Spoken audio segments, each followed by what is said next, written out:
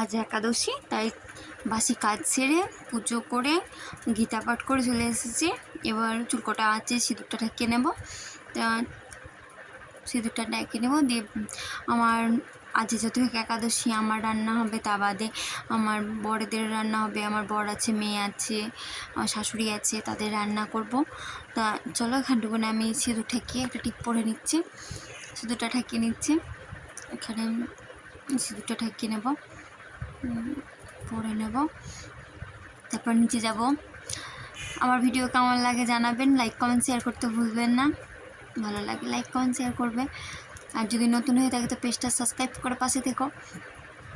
এখানে আমি আলু টমেটো দিয়ে কাঁচা লঙ্কা চিড়ে তরকারি করেছি, আমার এটা একাদশীর।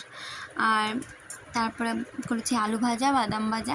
যেহেতু হলুদ টলুদ দেওয়া হয় না, তাই দেখতে এরকম লাগছে, কিন্তু খেতে খুব ভালো লাগে। তো ভালো লাগলে লাইক কমেন্ট শেয়ার করো। আবার পরে ভিডিও দেখা হবে, বাই।